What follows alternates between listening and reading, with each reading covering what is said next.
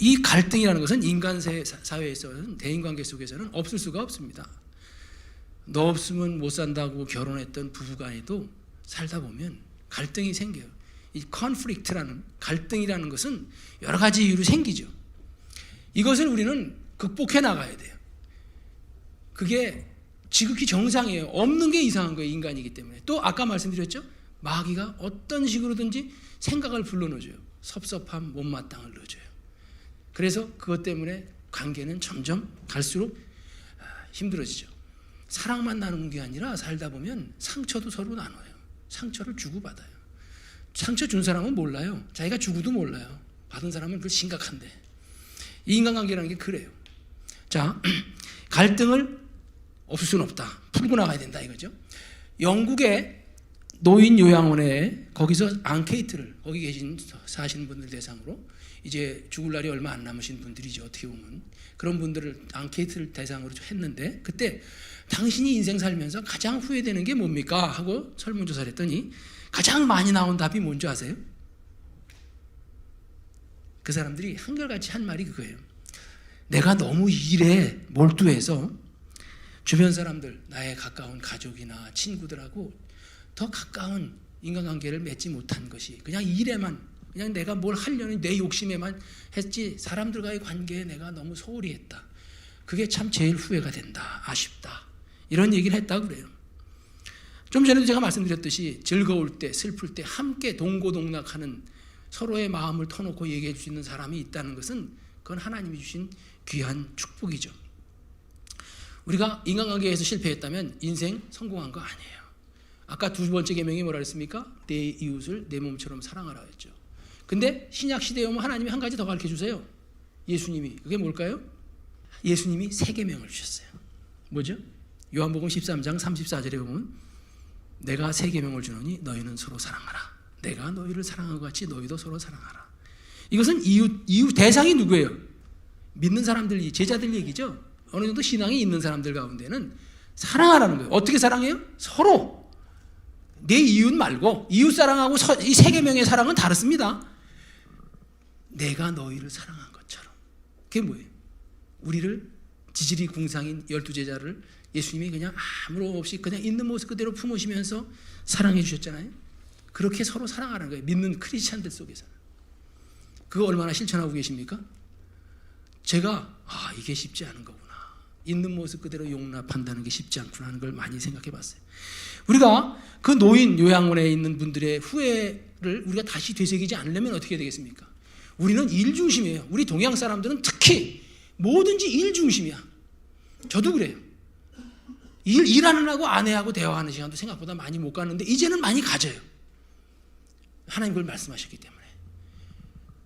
아내를 돌보고 아내를 이끌어주고 아내와 함께 재미있는 시간, 즐거운 시간 갖는 것 하나님이 명령하세요. 그걸 하라는 거예요. 중요하다는 거예요.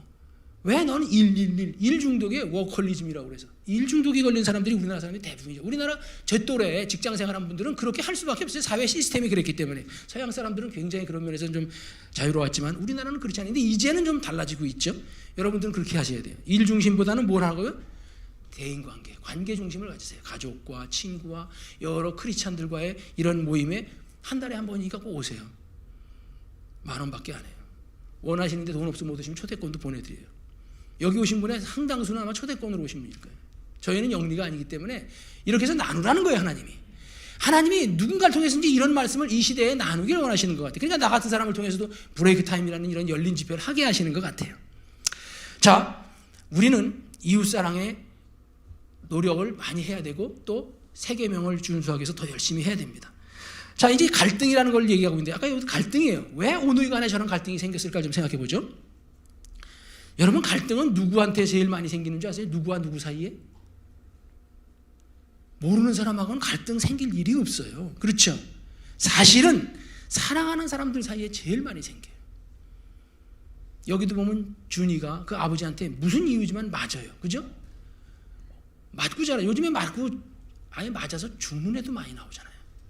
텔레비에 보면. 그게 빙산의 일각일 거예요, 아마. 드러난 게 그 정도니. 부부 사이에, 부자지간에, 부모와 자식 간에 그런 가깝고 사랑을 나눠야 될 관계 속에 이상하게 또 갈등도 많다는 거죠. 기대가 크면 뭐가 더 커요? 실망도 큰 거랑 똑같은 거예요. 사랑의 반대가 여러분 뭐라고 생각하십니까? 사랑의 반대는 미움이다 보통 많이 얘기하죠. 맞아요. 그것도 맞아요. 근데 사실은 미움 이전에 무관심이에요. 무관심. 관심 안 갖는 거예요. 좀 더 나아가면 배려하지 않는 거예요. 신경 안 쓰는 거예요. 남남처럼 서로 말만 부부지 너는 너 나는 나 각자 삶을 사는 거예요. 서로 배려하지 않아. 그러다 보면 어떤 일이 벌어져요? 이제 갈수록 죄를 져요. 서로에게 대해서. 그러면 그 부부는 금이 가는 거죠. 여러분 갈등과 이런 상처가 생기는 가장 큰 이유는 뭔지 아십니까? 그것은 지금 말씀드린 무관심과 배려 부족이고 또 하나만 더 추가할게요. 그게 뭐냐면 자기중심적인 생각이에요. 자기중심적인 생각. self-centeredness. 그래서 모든 걸 자기 입장에서만 생각해. 남 생각 안 해. 제가 이 말씀만 하나 더 드리겠어요. 미국의 어떤 할머니가 미국의 아들네하고 딸네 갔어요. 아들네 가서 그 집에서 이제 하룻밤 지내면 며칠 지내면서 새벽 기도를 하는데 갑자기 안방에서 막 부시럭하고 새벽에 나와. 누가? 보니까 사위야. 사위가 나와서 부엌에 가서 막 지가 혼자 막 찾아가지고 막 해서 잼 바르고 뭐 해서 막 먹고 가.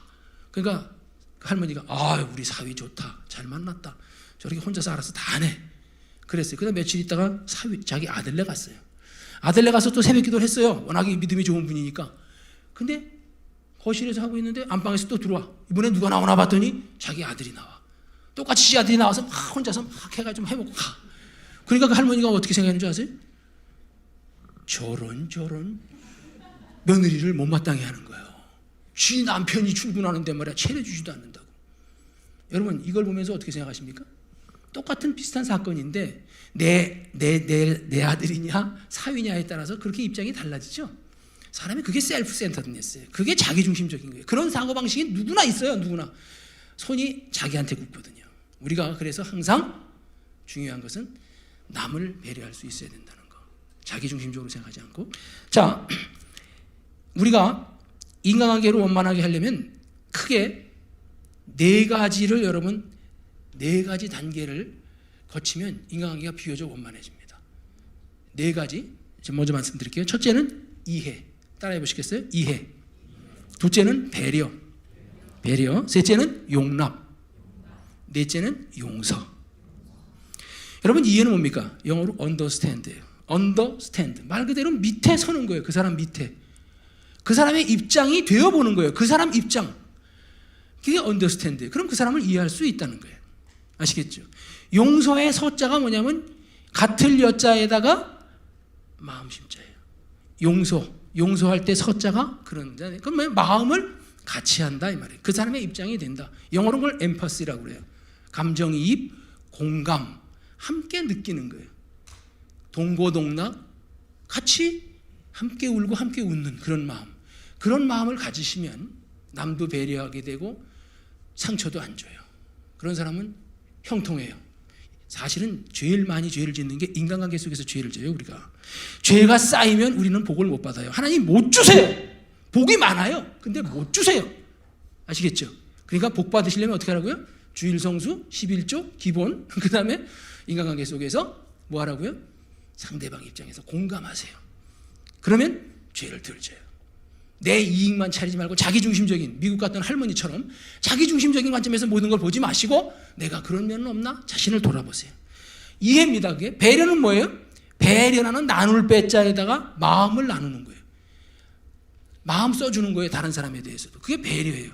영어로는 consideration. 깊이 생각한다는 거예요. consideration은 말은 숙고한다. 깊이 생각. 간단하게 내 입장에서 그냥 피상적으로 생각하는 게 아니라 한 번, 두 번, 다시 한 번 생각해보고 그런 사람은 신중해요. 배려하라는 거예요. 다른 사람을. 우리가 항상 엘리베이터 탈 때도 after you 그래요. 그게 무슨 말이에요? 당신 뒤에 내가 탈 테니 당신 먼저 타세요 그래요. 우리나라는 당신 먼저 타세요 그러죠. 근데 영어에서는 어떻게 after you 그래요. 난 처음에 가서 after you? 이게 뭐야? 몰랐어요. 이게 우리랑 반대로 쓰는구나. 당신 먼저 타세요. You first 그럴 때 난 콩글리시로 그렇게 말해서 처음에. 근데 그 사람이 못 알아들어. 나중에 보니까 after you 해야 돼. 그게 배려예요. 똑같은 말이잖아. You first, after you. 누구 관점에서 얘기하는 차이예요. 제가 그걸 보면서 외국은 참 선진국이 달래 선진국이 아니다. 또 GNP가 많아서가 아니라 다른 사람을 이해해주고 배려해주고 다른 사람한테 피해 안 주려고 하는 것. 그런 태도가 제가 때 그런 사회가 살기 좋은 사회예요. 여러분 앞으로 이 세상이 살기 좋은 세상이 될까요? 어떨까요?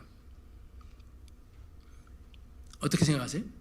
갈수록 이 세상은 물질 문명이 발달해서 모든 면이 편안해요.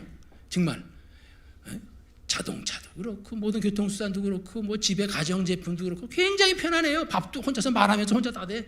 얼마나 좋아요. 근데 육신적으로는 편안한데 문화적으로는 점점 타락해가고 있어요. 문명적으로는 굉장히 물질 문명은 발달하는 데 반해서 정신 문화는 갈수록 너무하다 할 정도로, 그걸 영어에서는 디모데후서 3장 1절 이하에서는 말세에 고통하는 때가 이르리니 그러고 있어요. 그때 그 고통이 뭐냐? 테러블한 타임이 온다는 거예요. 테러블이란 말은 테리픽은 좋은 거고 뜯어지게 좋은 거예요. 이건 좋은 거예요. 그냥 테러블은 아주 혹독하고 가혹하고 그냥 아주 싫은 거예요. 아주 못된 거예요. 고통하는 거예요.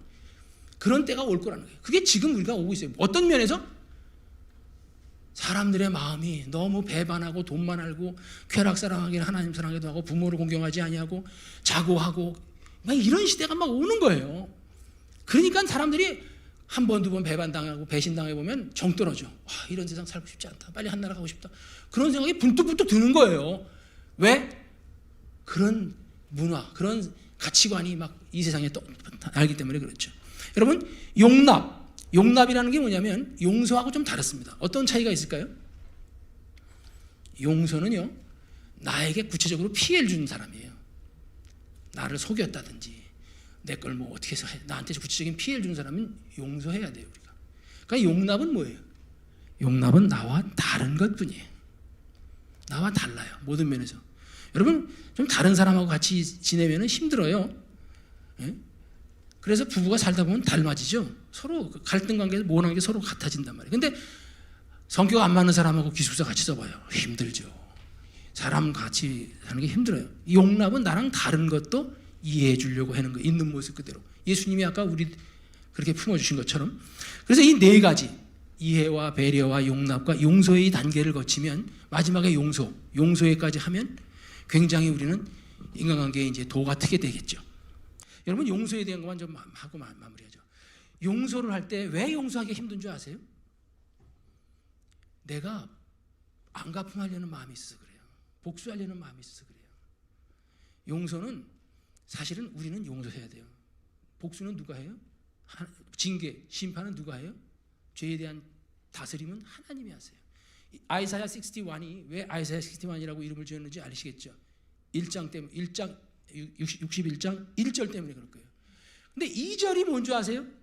이사야서 61장 2절이 하나님의 은혜의 해를 선포하고 하나님의 신원의 날을 선포한다, 그런 말이 있어요. 은혜의 해는 뭐냐면, 해라는 거는 연도예요. 연도 1년 2년 할 때 은혜는 길게 주시죠. 그러나 신원의 날이 있어요. The day of the vengeance. 그래가지고 venge란 말은 하나님이 억울한 거를 다 풀어주시고 다 모든 걸 다스리시는 날이에요. 그날은 하루면 족하다는 거예요. 하나님은 오래 참으시는 분이에요. 그러나 끝까지 참지 않으세요. 때는 때대로 가게, 벌 받은 사람은, 죄 지은 사람은 벌에 대한 대가를 치르게 하세요. 그게 이제 마지막 때가 더 있겠죠. 그러니까 제가 말씀드리려고 하는 건 뭐냐면, 내가 원수 갚으려고 하지 말라는 거예요. 하나님이 다 알아서 한다. 내게 맡겨라. 너희들은 용서하는 게 너희의 역할이다. 그 사람을 고치려고 하지도 말아라. 우리가 용서하지 못하는 이유가 저런 인간은 벌 받아야 돼, 이런 식으로 생각하니까 그래요. 하나님도 참고 계세요. 그리고 우리는 오히려 화목자로 그런 사람들을 잘함으로써 우리가 그 사람을 야단해서 그 사람 변화시킬 수 없어요. 오히려 여러분, 장발장에 나오는 그 신부가, 장발장이 훔쳐가죠, 은 그릇을. 그때 어떻게 해서 장발장이 변화됐습니까? 용서해 줬어요. 용서의 힘은 징계보다도 더 세요. 여러분, 그걸 아셔야 돼요. 그리고 우리가 용서하면 정말 우리가 그 사람을 또 복까지 빌어줘. 근데 그 사람이 아직 받을 게 안 됐어. 그럼 그 복이 날아가지 않아요. 나한테 와요, 다시. 그러니까 어떻게 해요? 쉽게 변화되지 않을 만한 사람 더 골라서 더 집중적으로 중보기도 해주세요. 하나님, 저 사람 몰라서 그렇습니다. 불쌍히 여겨주세요. 저 사람 고칠 수 있도록 회개의 영을 주세요. 그러면 그 사람이 그걸 받으면 그 사람이 복이 되는 거. 그러면 내가 그 사람을 돌렸기 때문에 악한 자를 옳은 길로 돌이킨 자는 하나님이 하늘에서 상을 주신다고 그랬어요. 예수 믿게 하면 더 그렇고, 그건 복 받는 비결 중에 또 하나 가르쳐 주셨죠. 어떤 사람을 위해서 특별히 기도하시라고요? 쉽게 변화되지 않을 것 같은 사람 위해서 기도해 주세요. 그러면 그 사람이 못 받은 건 다 나한테 돌아가요. 얼마나 남는 장사예요? 이처럼 이렇게 우리가 용서하는 것이 중요합니다. 용서는 우리가 할 역할이에요. 그 사람이 잘나 그 사람과 상관없어요. 그 사람이 어떻게 해도 우리는 용서하면 돼요. 그러면 내가 자유로워져요. 용서는 누구를 위해서 하는 거예요? 사실은 나를 위해서 하는 거예요. 하나님이 네가 자유롭게 된다는 거예요. 그리고 내가 너에게 복을 줄 수 있다는 거예요. 용서할 때 하나님이 예비하신 복이 엄청나요. 용서의 비밀인데요. 오늘 제가 반도 못했습니다. 시간이 넘어가서. 그러나 다음에 또 이제 좀 아쉬우니까 또 이어서 하든지 또 우리가 또 연구해서 기도하면서 준비하도록 하겠습니다. 재미있으셨습니까? 감사합니다. 끝까지 함께 해주셔서 다음 달에 또 뵙도록 하겠습니다. 감사합니다.